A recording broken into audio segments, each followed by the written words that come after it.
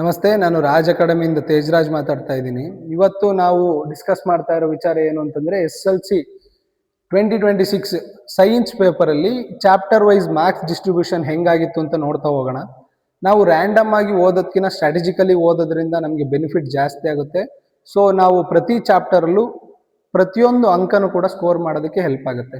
ನಾವು ರ್ಯಾಂಡಮ್ ಆಗಿ ಒಂದು ಚಾಪ್ಟರ್ನ ಕಂಪ್ಲೀಟ್ ಓದೋದಕ್ಕಿಂತ ಆ ಚಾಪ್ಟರ್ ವೆಯ್ಟೇಜ್ ಏನಿದೆ, ಆ ಚಾಪ್ಟರಲ್ಲಿ ಮಾರ್ಕ್ಸ್ ಡಿಸ್ಟ್ರಿಬ್ಯೂಷನ್ ಹೆಂಗಾಗಿದೆ ಅಂತ ಓದ್ತಾ ಹೋದ್ರೆ ಸೊ ನಾವು ಪರ್ಟಿಕ್ಯುಲರ್ಲಿ ಒಂದು ಚಾಪ್ಟರ್ಲಿ ಎಲ್ಲಿಗೆ ಕಾನ್ಸಂಟ್ರೇಟ್ ಮಾಡಬೇಕು ಅಥವಾ ಯಾವ ಮಾರ್ಕ್ಸ್ ಕ್ವಶನ್ಗೆ ಕಾನ್ಸಂಟ್ರೇಟ್ ಮಾಡಬೇಕು ಅನ್ನೋದು ನಮಗೆ ಇದ್ರ ಥ್ರೂ 100% ಅರ್ಥ ಆಗ್ತಾ ಹೋಗುತ್ತೆ. ಸೊ ನಮ್ಮ ಸ್ಕೋರಿಂಗ್ ಕೂಡ ಗ್ರಾಜುಯಲಿ ಇಂಪ್ರೂವ್ ಆಗ್ತಾ ಹೋಗುತ್ತೆ. ಇದನ್ನು ನಾವು ಪ್ರಾಕ್ಟೀಸ್ ಮಾಡಬೇಕು. ಸೊ ಲೆಟ್ಸ್ ಸಿ, ಈಗ ಸೈನ್ಸ್ ಕ್ವಶನ್ ಪೇಪರು ಅಥವಾ ಸೈನ್ಸ್ಗೆ ಎಷ್ಟು ವೆಯ್ಟೇಜ್ ಇದೆ ಯಾವ್ಯಾವ ಚಾಪ್ಟರ್ಗೆ ಅಂತ ನೋಡ್ತಾ ಹೋಗೋಣ. ಫಸ್ಟ್ ಚಾಪ್ಟರ್ ಬಂದ್ಬಿಟ್ಟು ನಿಮಗೆ ಕೆಮಿಕಲ್ ರಿಯಾಕ್ಷನ್ಸ್ ಅಂಡ್ ಈಕ್ವೇಷನ್ಸ್. ಈ ಚಾಪ್ಟರ್ ಅಲ್ಲಿ ನಿಮಗೆ ಕಂಪ್ಲೀಟು 4 ಮಾರ್ಕ್ಸ್ಗೆ ಈ ಚಾಪ್ಟರ್ ಇದೆ. ಕೆಮಿಕಲ್ ರಿಯಾಕ್ಷನ್ಸ್ ಅಂಡ್ ಈಕ್ವೇಷನ್ ಬಂದ್ಬಿಟ್ಟು 4 ಮಾರ್ಕ್ಸ್ಗೆ ಈ ಚಾಪ್ಟರ್ ಇದೆ. 4 ಮಾರ್ಕ್ಸ್ಗೆ ನಿಮಗೆ 2 ಕ್ವಶನ್ ಬರುತ್ತೆ. ಒಂದು 1 ಮಾರ್ಕ್ಸಿಂದ ಅಟೆಂಡ್ ಆದ ನೀವು 1 ಮಾರ್ಕ್ಸಿಂದ ಕ್ವಶನ್ ಬಂದ್ರೆ ಇನ್ನೊಂದು 3 ಮಾರ್ಕ್ಸ್ದು 1 ಕ್ವಶನ್ ಬರುತ್ತೆ. ಸೊ ನೀವು ಫೋಕಸ್ ಮಾಡಿ ಓದಬೇಕಾದ್ರೆ ಕೆಮಿಕಲ್ ರಿಯಾಕ್ಷನ್ಸ್ ಅಂಡ್ ಈಕ್ವೇಷನ್ಸ್ ಚಾಪ್ಟರ್ನ ಯಾವಾಗಲೂ ನೀವು ಓದಬೇಕಾದ್ರೆ ಆ ಚಾಪ್ಟರಲ್ಲಿ ಬರುವಂಥ 1 ಮಾರ್ಕ್ಸ್ ಕ್ವಶನ್ಸು ಮತ್ತು 3 ಮಾರ್ಕ್ಸ್ ಕ್ವಶನ್ಸ್ನ ತುಂಬ ಫೋಕಸ್ಡ್ ಆಗಿ ಓದಬೇಕು. ಅವಾಗ ಏನಾಗುತ್ತೆ, ನಿಮಗೆ ಇಲ್ಲಿ ಕಂಪ್ಲೀಟ್ 4 ಮಾರ್ಕ್ಸು ಅದ್ರದ್ದೇನು ಆ ಚಾಪ್ಟರ್ ವೆಯ್ಟೇಜ್ ಇದೆ KSEB ಬೋರ್ಡಿಂದ ಆ 4 ಮಾರ್ಕ್ಸು ಕೂಡ ಸಿಗ್ತಾ ಹೋಗುತ್ತೆ. ಇದೇ ಥರ ನಾವು ಕಂಟಿನ್ಯೂ ಆಗ್ತಾ ಹೋದ್ರೆ ನೆಕ್ಸ್ಟ್ ಚಾಪ್ಟರ್ ಬಂದ್ಬಿಟ್ಟು ಆಸಿಡ್ ಬೇಸ್ ಅಂಡ್ ಸಾಲ್ಟ್ಸು.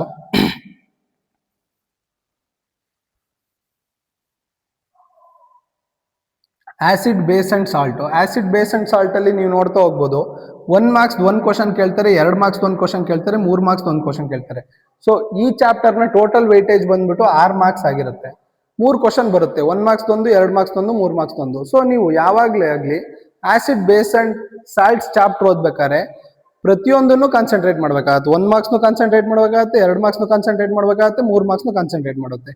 ಈ ಚಾಪ್ಟರ್ ಅಲ್ಲಿ ಲಾಂಗ್ ಆನ್ಸರ್ಸ್ 4 ಮಾರ್ಕ್ಸ್ ಮತ್ತೆ 5 ಮಾರ್ಕ್ಸ್ ಕ್ವಶನ್ಸ್ ಅಷ್ಟು ಎಕ್ಸ್ಪೆಕ್ಟೆಡ್ ಇರಲ್ಲ. ಸೊ ನೀವು ಫೋಕಸ್ ಮಾಡಬೇಕಾದ್ರೆ 3 ಮಾರ್ಕ್ಸ್ 2 ಮಾರ್ಕ್ಸ್ 1 ಮಾರ್ಕ್ಸ್ಗೆ ಫೋಕಸ್ ಮಾಡಿದ್ರೆ 100% ಮಾರ್ಕ್ಸು ಈ ಚಾಪ್ಟರ್ ಇಂದ ಬರುವಂತ ಕ್ವಶನ್ಸು 100% ಕವರ್ ಆಗ್ತಾ ಹೋಗುತ್ತೆ. ಇದೇ ತರ ನಾವು ಕಂಟಿನ್ಯೂ ಆಗ್ತಾ ಹೋದ್ರೆ ಮೆಟಲ್ಸ್ ಅಂಡ್ ನಾನ್ ಮೆಟಲ್ಸ್ ಅಲ್ಲಿ 1 ಮಾರ್ಕ್ಸ್ 2 ಕ್ವಶನ್ ಇದೆ, 2 ಮಾರ್ಕ್ಸ್ 1 ಕ್ವಶನ್ ಮತ್ತೆ 3 ಮಾರ್ಕ್ಸ್ 1 ಕ್ವಶನ್ ಬರುತ್ತೆ. ಈ ಚಾಪ್ಟರ್ನ ಟೋಟಲ್ ವೆಯ್ಟೇಜ್ ಎಷ್ಟು ಬಂತಂದ್ರೆ 7 ಮಾರ್ಕ್ಸ್ಗೆ ಈ ಚಾಪ್ಟರ್ ಇದೆ. ಸೊ ಇದೇ ತರ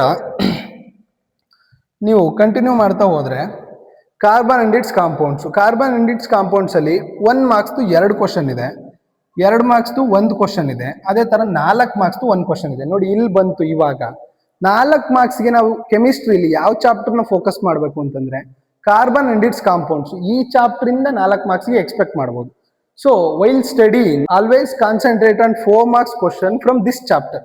ಈ ಕಾರ್ಬನ್ ಅಂಡ್ ಇಟ್ಸ್ ಕಾಂಪೌಂಡ್ಸ್ ಏನ್ ಚಾಪ್ಟರ್ ಇದೆ, ಈ ಚಾಪ್ಟರ್ ಅಲ್ಲಿ ನೀವು 4 ಮಾರ್ಕ್ಸ್ ಕ್ವಶನ್ ನ ಆಲ್ಮೋಸ್ಟ್ ಜಾಸ್ತಿ ಫೋಕಸ್ ಮಾಡಿದ್ರೆ ನಿಮ್ದು ಸ್ಕೋರಿಂಗ್ ಕ್ರೈಟೀರಿಯಾ ಅಥವಾ ಸ್ಕೋರಿಂಗ್ ಮಾರ್ಕ್ಸ್ ಎನ್ಹ್ಯಾನ್ಸ್ ಆಗುತ್ತೆ, 100% ಎನ್ಹ್ಯಾನ್ಸ್ ಆಗ್ತಾ ಹೋಗುತ್ತೆ. ಈ ಚಾಪ್ಟರ್ದು ವೆಯ್ಟೇಜ್ ಬಂದ್ಬಿಟ್ಟು 8 ಮಾರ್ಕ್ಸ್.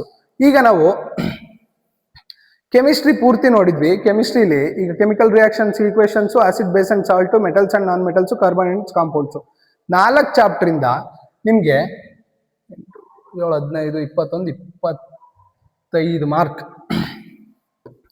25 ಮಾರ್ಕ್ ಕೆಮಿಸ್ಟ್ರಿ ಪಾರ್ಟ್ ಇಂದ, ಸೈನ್ಸ್ ನ ಕೆಮಿಸ್ಟ್ರಿ ಪಾರ್ಟ್ ಇಂದ ಬರುತ್ತೆ. ಈ 25 ಮಾರ್ಕ್ ನ 4 ಚಾಪ್ಟರ್ ವೈಸ್ ಯಾವ ರೀತಿ ಡಿಸ್ಟ್ರಿಬ್ಯೂಷನ್ ಮಾಡಿದ್ದಾರೆ ಅಂತ ನೀವು ನೋಡಿದ್ವಿ. ಸೊ ಇದೇ ರೀತಿ ಈ ಪೂರ್ತಿ ಕೆಮಿಸ್ಟ್ರಿ ಟಾಪಿಕ್ಸ್ ಅಲ್ಲಿ 4 ಮಾರ್ಕ್ಸ್ ಇಂದು ಕ್ವಶನ್ಸ್ ಬರೋದಿರೋದು ಒಂದೇ ಚಾಪ್ಟರ್ ಇಂದ, ಅದು ಕಾರ್ಬನ್ ಅಂಡ್ ಇಟ್ಸ್ ಕಾಂಪೌಂಡ್ಸ್. ನೀವು ಓದ್ಬೇಕಾದ್ರೆ ಈ ಚಾಪ್ಟರ್ಗೆ ಸ್ವಲ್ಪ ಜಾಸ್ತಿ ವೆಯ್ಟೇಜ್ ಕೊಟ್ಟು 4 ಮಾರ್ಕ್ಸ್ ಇರುವಂತ ಕ್ವಶನ್ಸ್ ನ ಸ್ವಲ್ಪ ಜಾಸ್ತಿ ಆ ಚಾಪ್ಟರ್ ಅಲ್ಲಿ ಓದಿದ್ರೆ ನಿಮಗೆ ಸ್ಕೋರಿಂಗ್ ಈಸಿ ಆಗ್ತಾ ಹೋಗುತ್ತೆ. ಇದೇ ರೀತಿ ನಾವು ಕಂಟಿನ್ಯೂ ಆಗ್ತಾ ಬಂದ್ರೆ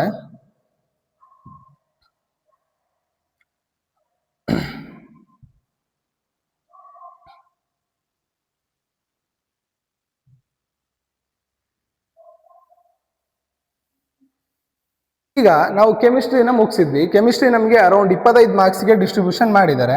ಈಗ ಅದೇ ತರ ನೆಕ್ಸ್ಟ್ ಬಯಾಲಜಿ ನೋಡ್ತಾ ಹೋಗೋಣ. ಈಗ ಬಯಾಲಜಿ ನೋಡ್ತಾ ಹೋದ್ರೆ ನಿಮಗೆ ಬಯಾಲಜಿಲಿ ಫಸ್ಟ್ ಚಾಪ್ಟರ್ ಬಂದ್ಬಿಟ್ಟು ಲೈಫ್ ಪ್ರೋಸೆಸ್ ಸ್ವಲ್ಪ ದೊಡ್ಡ ಚಾಪ್ಟರ್. ಇದರಲ್ಲಿ ನಿಮಗೆ ವೆಯ್ಟೇಜ್ ಮಾರ್ಕ್ಸ್ ಬಂದ್ಬಿಟ್ಟು 8 ಮಾರ್ಕ್ಸ್ ಇರುತ್ತೆ. ನಿಮಗೆ 1 ಮಾರ್ಕ್ಸಿಗೆ 2 ಕ್ವಶನ್ ಬರುತ್ತೆ, 2 ಮಾರ್ಕ್ಸಿಗೆ 1 ಕ್ವಶನ್ ಬರುತ್ತೆ. ಸೊ ಅದೇ ತರ 4 ಮಾರ್ಕ್ಸಿಗೆ 1 ಕ್ವಶನ್ ಬರುತ್ತೆ. ನೀವು ಈ ಚಾಪ್ಟರ್ನ ಓದಬೇಕಾದ್ರೆ ಲೈಫ್ ಪ್ರೋಸೆಸ್ಸಲ್ಲಿ 4 ಮಾರ್ಕ್ಸ್ ಏನೇನು ಕ್ವಶನ್ಸ್ ಇದಾವೆ ಅವಕ್ಕೆ ಸ್ವಲ್ಪ ಜಾಸ್ತಿ ಫೋಕಸ್ ಮಾಡಿ ಓದಬೇಕಾಗುತ್ತೆ. ಸೊ ಅದರಿಂದ ಏನಾಗುತ್ತೆ, ಬಯಾಲಜಿಲಿ ಫಸ್ಟ್ ಚಾಪ್ಟರ್ ಆದಂಥ ಲೈಫ್ ಪ್ರೋಸೆಸ್ನ ಕಂಪ್ಲೀಟ್ ಟ್ಯಾಕಲ್ ಮಾಡ್ಬೋದು.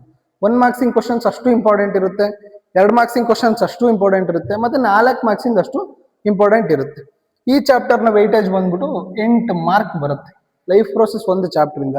So next control and coordination. Control and coordination easiest chapter. ನೀವೆಲ್ಲ ಕ್ಲಾಸ್ ಕೇಳ್ತಾ ಕೇಳ್ತಾ ನಿಮಗೆ ಅರ್ಥ ಆಗ್ತಾ ಹೋಗುತ್ತೆ. ತುಂಬ ಈಸಿ ಇರೋ ಚಾಪ್ಟರ್ ಅಂದರೆ ಕಂಟ್ರೋಲ್ ಅಂಡ್ ಕೋಆರ್ಡಿನೇಷನ್. ಸೊ ಇದರಲ್ಲಿ ನಿಮಗೆ 1 ಮಾರ್ಕ್ಸ್ ಇದೊಂದು, 2 ಮಾರ್ಕ್ಸ್ ಒಂದು, 3 ಮಾರ್ಕ್ಸ್ ಒಂದು. ಈ ಚಾಪ್ಟರ್ಲಿ ನೀವು 4 ಮಾರ್ಕ್ಸಿಗೆ ಕಾನ್ಸಂಟ್ರೇಟ್ ಮಾಡಿ ಯಾವ ಅವಶ್ಯಕತೆನೂ ಇರಲ್ಲ. But still 1 ಮಾರ್ಕ್ಸಿಂದ 2 marks questions, 1 marks questions ಮತ್ತು 3 ಮಾರ್ಕ್ಸ್ ಕ್ವಶನ್ಸ್ನ ನೀವು ಆಲ್ವೇಸ್ ಫೋಕಸ್ ಮಾಡಬೇಕಾಗತ್ತೆ. ಈ ಕಂಟ್ರೋಲ್ ಅಂಡ್ ಕೋಆರ್ಡಿನೇಷನ್ ಚಾಪ್ಟರಿಂದ ನಿಮಗೆ 6 ಮಾರ್ಕ್ ವೈಟೇಜ್ ಇದೆ, 3 ಕ್ವಶನ್ ಬರುತ್ತೆ. 1 ಮಾರ್ಕ್ಸ್ ಒಂದು, 2 ಮಾರ್ಕ್ಸ್ ಒಂದು, 3 ಮಾರ್ಕ್ಸ್ ಒಂದು. ಸೊ ಹಂಗೆ ಮುಂದುವರೆದ್ರೆ ಹೌ ಡು ಆರ್ಗಾನಿಸಮ್ಸ್ ರಿಪ್ರೊಡ್ಯೂಸು, ಇದು ತುಂಬ ಇಂಪಾರ್ಟೆಂಟ್ ಚಾಪ್ಟ್ರು. ಇದರಲ್ಲಿ ನಿಮಗೆ ಡಯಾಗ್ರಾಮ್ಸು, ಮೋಸ್ಟ್ ಆಫ್ ದ ಡಯಾಗ್ರಾಮ್ಸ್ ಈ ಚಾಪ್ಟರಿಂದನೇ ಬರ್ತವೆ. ಹೌ ಡು ಆರ್ಗಾನಿಸಮ್ಸ್ ರಿಪ್ರೊಡ್ಯೂಸು ಈ ಚಾಪ್ಟರಿಂದ ನಿಮಗೆ ಆಲ್ಮೋಸ್ಟ್ ಡಯಾಗ್ರಾಮ್ಸ್ ಬರ್ತವೆ ಮತ್ತೆ ಲಾಂಗ್ ಆನ್ಸರ್ಸ್ ಕೂಡ ಬರ್ತವೆ. ಸೊ ಇದರಲ್ಲಿ ಏನಾಗುತ್ತೆ, 1 ಮಾರ್ಕ್ಸ್ 2 ಕ್ವಶನ್ ಬರುತ್ತೆ, ಅದೇ ರೀತಿ 5 ಮಾರ್ಕ್ಸ್ 1 ಕ್ವಶನ್ ಬರುತ್ತೆ. ಸೊ ಈ ಚಾಪ್ಟರ್ ವೈಟೇಜ್ ಬಂದ್ಬಿಟ್ಟು 7 ಮಾರ್ಕ್ಸು. ನಿಮಗೆ ಡಯಾಗ್ರಾಮ್ ರೆಪ್ರೆಸೆಂಟೇಷನ್ನು ಮತ್ತೆ ಲಾಂಗ್ ಆನ್ಸರ್ಸು ಏನಾದ್ರು ಜಾಸ್ತಿ ಮಾರ್ಕ್ಸ್ ಫೋಕಸ್ ಮಾಡಬೇಕು ಅಂತಂದ್ರೆ ನೀವು ಈ ಚಾಪ್ಟರಲ್ಲಿ ಅದನ್ನ ಎಕ್ಸ್ಪೆಕ್ಟ್ ಮಾಡ್ಬೋದು. So diagrams how do organisms reproduce ಚಾಪ್ಟರ್ಲಿ ಫೋಕಸ್ಡ್ ಆಗಿ ಓದಿದ್ರೆ 100% ಸ್ಕೋರಿಂಗು ಎಫೆಕ್ಟಿವ್ ಆಗಿ ಆಗುತ್ತೆ. ನೆಕ್ಸ್ಟ್ ಬಂದ್ಬಿಟ್ಟು ಬಯಾಲಜಿ ಚಾಪ್ಟರ್ ಹೆರಿಡಿಟಿಲಿ ಬಂದಿರೋ ನಿಮಗೆ 1 ಮಾರ್ಕ್ಸ್ 1 ಕ್ವಶನ್ ಬರುತ್ತೆ, 3 ಮಾರ್ಕ್ಸ್ 1 ಕ್ವಶನ್ ಬರುತ್ತೆ. ಹೆರಿಡಿಟಿ ಚಾಪ್ಟರ್ದು ವೈಟೇಜ್ ಎಷ್ಟು ಅಂತಂದ್ರೆ 4 ಮಾರ್ಕ್. ಇದೇ ರೀತಿ ಈಗ ಬಯಾಲಜಿ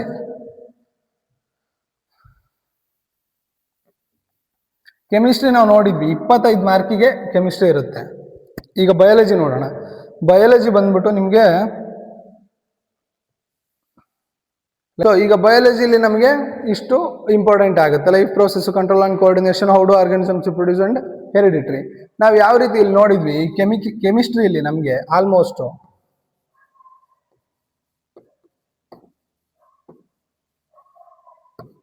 ಕೆಮಿಸ್ಟ್ರಿಲಿ 25 ಮಾರ್ಕಿಗೆ ವೈಟೇಜ್ ಇದೆ 4 ಚಾಪ್ಟರಿಂದ.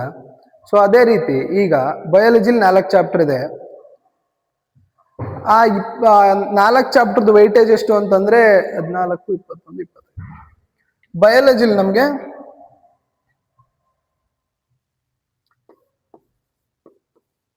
ಬಯೋ ಅದರಲ್ಲಿ 25 ಮಾರ್ಕ್ಸ್ ವೈಟೇಜ್ ಇದೆ ಬಯಾಲಜಿ. ಸೊ ನೀವು ನೋಡ್ದಂಗೆ ಕೆಮಿಸ್ಟ್ರಿಲಿ 25 ಮಾರ್ಕ್ಸ್ ವೈಟೇಜ್ ಇದೆ, ಬಯಾಲಜಿಲಿ 25 ಮಾರ್ಕ್ಸ್ ವೈಟೇಜ್ ಇದೆ. ಈ ತರ ಸಪ್ರೇಷನ್ ಮಾಡ್ಕೊಂಡಿದ್ದಲ್ದಲೆ ಇನ್ನು ಚಾಪ್ಟರ್ ವೈಸ್ ನಾವು ಸಪ್ರೇಷನ್ ಮಾಡ್ಕೊಂಡು ಓದ್ತಾ ಹೋದ್ರೆ ನಮಗೆ ಅದು ಇನ್ನೂ ಎಫೆಕ್ಟಿವ್ ಆಗಿ ಅರ್ಥ ಆಗ್ತಾ ಹೋಗುತ್ತೆ, ಅಥವಾ ನಮ್ಮ ಸ್ಕೋರಿಂಗ್ ಗೇಮು ತುಂಬ ಚೆನ್ನಾಗಿ ಆಗ್ತಾ ಹೋಗುತ್ತೆ. ಈಗ ನೆಕ್ಸ್ಟು ಫಿಸಿಕ್ಸಿಗೆ ಬರೋಣ. ಫಿಸಿಕ್ಸು ಈಗ ನೋಡಿ, ಫಸ್ಟ್ ಚಾಪ್ಟರ್ ಫಿಸಿಕ್ಸಲ್ಲಿ ಬಂದ್ಬಿಟ್ಟು ನಿಮಗೆ reflection and refraction of light reflection and refraction. ಈ ಚಾಪ್ಟರಲ್ಲಿ ಎಕ್ಸ್ಪೆಕ್ಟ್ ಮಾಡೋದಂತಹ ಮಾರ್ಕ್ಸ್ ಎಷ್ಟು ಅಂತಂದ್ರೆ 8 ಮಾರ್ಕ್. 8 ಮಾರ್ಕಿಗೆ ಫಿಸಿಕ್ಸ್ ಫಸ್ಟ್ ಚಾಪ್ಟರ್ ಇದೆ. ಸೊ ಇಲ್ಲಿ ನಿಮಗೆ 1 ಮಾರ್ಕ್ಸಿಗೆ ಒಂದಿರುತ್ತೆ, 3 ಮಾರ್ಕ್ಸಿಗೆ ಒಂದಿರುತ್ತೆ, 4 ಮಾರ್ಕ್ಸಿಗೆ ಒಂದಿರುತ್ತೆ.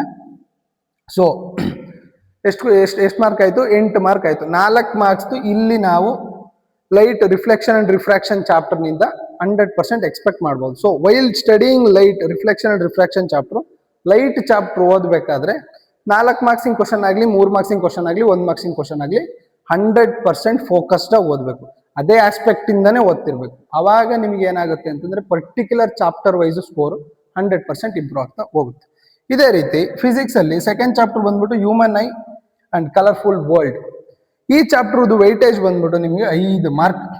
ನಿಮಗೆ ಎಲ್ಲಿಂದ ಬರುತ್ತೆ 5 ಮಾರ್ಕು? 3 ಮಾರ್ಕಿಂದ 1 ಕ್ವಶನ್ ಬರುತ್ತೆ, 2 ಮಾರ್ಕ್ 1 ಕ್ವಶನ್ ಬರುತ್ತೆ. ಸೊ ನಾವು ಯಾವಾಗಾದ್ರೂ human eye and colourful world ಚಾಪ್ಟರ್ನ ಓದ್ತಿದೀವಿ, ಡಿಸ್ಕಸ್ ಮಾಡ್ತಿದೀವಿ ಅಂತಂದ್ರೆ ನಮ್ದು ಮೇಜರ್ ಕಾನ್ಸಂಟ್ರೇಷನ್ ಬಂದ್ಬಿಟ್ಟು 3 ಮಾರ್ಕ್ ಕ್ವಶನ್, 2 ಮಾರ್ಕ್ ಕ್ವಶನ್ ಮೇಲೆ ಇರ್ಬೇಕು.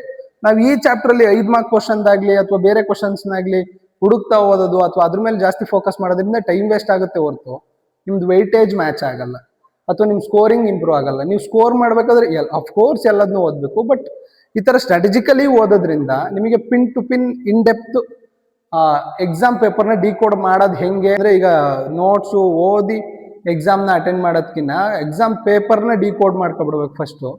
ಸೊ ಅವ್ರು ಏನು ಎಕ್ಸ್ಪೆಕ್ಟ್ ಮಾಡ್ತೀಯಾರ ನಮ್ಮಿಂದ, ಯಾವ ಚಾಪ್ಟರಿಂದ ಏನು ಎಕ್ಸ್ಪೆಕ್ಟ್ ಮಾಡ್ತೀಯಾರೆ ಅನ್ನೋದನ್ನ ನಾವು ಫಸ್ಟೇ ತಿಳ್ಕೊಂಡಿದ್ರೆ ಸೊ ನಿಮಗೆ ಪೇಪರ್ ಬರೆಯೋದಕ್ಕೆ ಈಸಿ ಆಗುತ್ತೆ. ಅಂದ್ರೆ ನೀವು light reflection and refraction chapter ಓದ್ತಿದ್ದೀರಾ ಅಂದಾಗಲೇ ನೀವು 4 ಮಾರ್ಕ್ಸಿನ ಕ್ವಶನ್ಸ್ 100% ಫೋಕಸ್ ಮಾಡೋತೀರಾ ಅಂದ್ರೆ ಅದು ಅದರಲ್ಲಿ ಅದೇ ಅಪಿಯರ್ ಆಗುತ್ತೆ.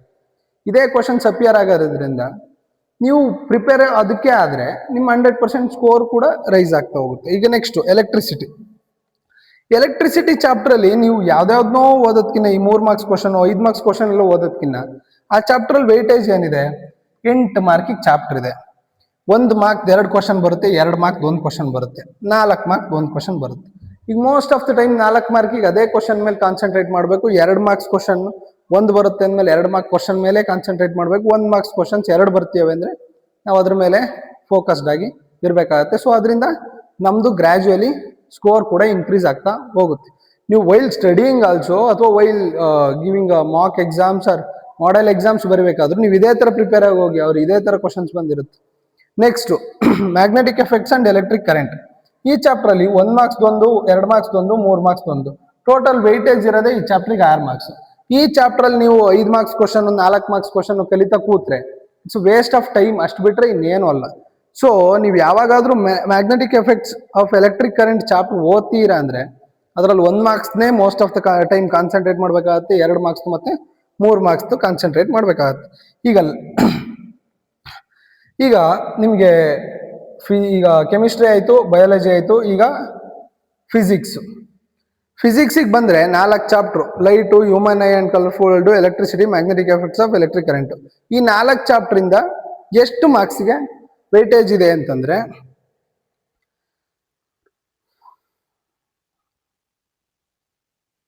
27 ಮಾರ್ಕಿಗೆ ವೇಟೇಜ್ ಇದೆ. ಫಿಸಿಕ್ಸ್ ಬಂದ್ಬಿಟ್ಟು ಎಷ್ಟು ಮಾರ್ಕಿಗೆ ವೇಟೇಜ್ ಇದೆ? 27 ಮಾರ್ಕಿಗೆ ವೇಟೇಜ್ ಇದೆ. ಓಕೆನಾ? ಇನ್ನು ಉಳಿದಿದ್ದು EVS, environmental studies.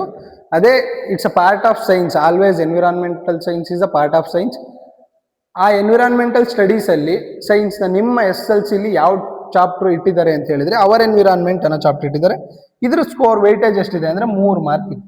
Hour environment ಚಾಪ್ಟರ್ದು 3 mark weightage ಇದೆ. ಇದರಲ್ಲಿ ನಿಮಗೆ ಬಂದರೆ ಮ್ಯಾಕ್ಸಿಮಮ್ 3 ಮಾರ್ಕ್ಸ್ 1 ಕ್ವಶನ್ ಬರುತ್ತೆ.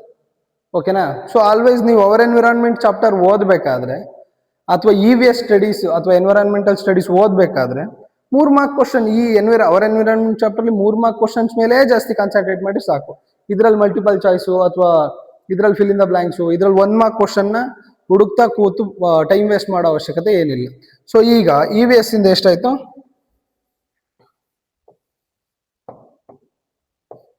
3 ಮಾರ್ಕ್ ಟೋಟಲ್.